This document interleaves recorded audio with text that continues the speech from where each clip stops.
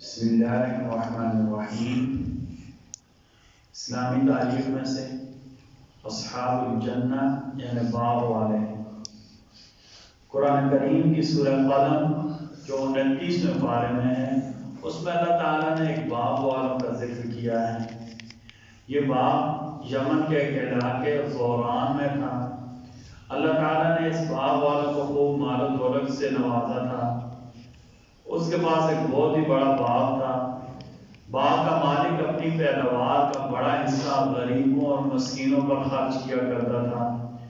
اپنے گھر والوں کا پورے سال کا خرچہ نکال کر باقی سارا مال اللہ کی راہ میں دے دیا کرتا تھا۔ جب اس نیک بندے کا انتقال ہوا تو اس کے بیٹوں نے کہا، ہمارا باپ تو بڑا بے وقوف تھا، اپنی دولت غریبوں کو دے دیتا تھا، ہم ایسا نہیں کریں گے بلکہ اندھیرے میں پھل توڑنے باغ میں جائیں گے تاکہ صبح کے وقت کوئی ضرورت مند آ کر ہمیں تنگ ہی نہ کر سکے۔ انہوں نے ابھی فیصلہ یہ کیا تھا اور اپنے گھروں میں ہی تھے کہ اللہ نے ان کے باغ کھیتوں کو تیز اور گرم ہوا کے ذریعے رات کو ہی جلا کر راکھ کر دیا۔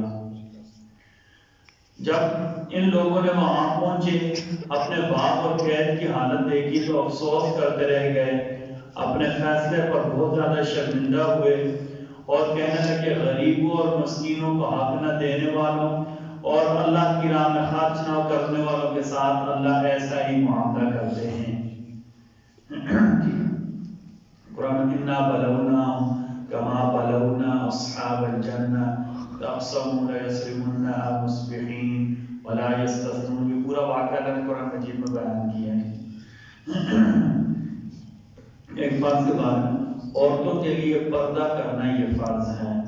سورہ احزاب آیت نمبر 33 22واں پارہ کا شروع، اللہ تعالیٰ فرماتے ہیں، عورتوں اپنے گھروں میں ٹھہری رہا کرو، ٹھیک ہے، یعنی جب تک ضرورت نہ ہو گھر سے باہر نہیں نکلنا، اور دور جاہلیت کی طرح بے پردہ ہو کر مت پھیرا کرو۔ یعنی بے پردہ ہو کر پھرنا جاہلیت کی نشانی ہے۔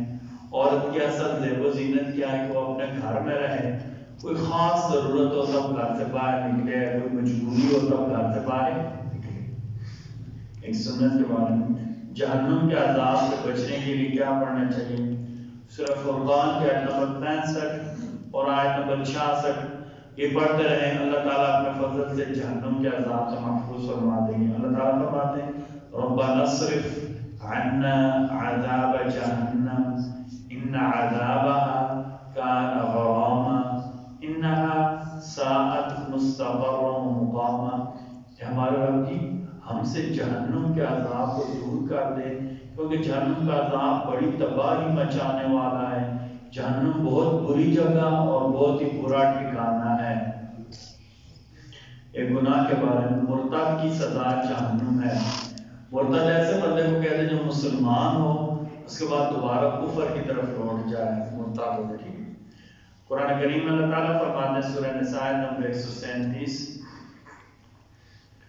جو لوگ ایمان لائے پھر کافر ہو گئے، پھر ایمان لائے پھر کافر ہو گئے، پھر کفر میں بڑھتے چلے گئے، تو ایسے لوگوں کو اللہ بخشیں گے نہیں اور ایسے لوگوں کو اللہ سیدھی راہ بھی نہیں دکھائیں گے۔ نبی کریم صلی اللہ علیہ وسلم کی نصیحت، نبی کریم صلی اللہ علیہ وسلم نے فرمایا، مال خرچ کرو، مال کو ذخیرہ نہ کرو، یعنی اپنے اوپر خرچ کرو، اپنی اولادوں کے اوپر ضرورت کے مطابق خرچ کرو، اللہ کی راہ میں دو، چھپا کر نہ رکھو، ذخیرہ نہ کرو کہ اپنے اوپر بھی نہیں خرچ کر رہے، بچوں کو بھی نہیں دے رہے، اللہ کی راہ میں بھی نہیں دے رہے۔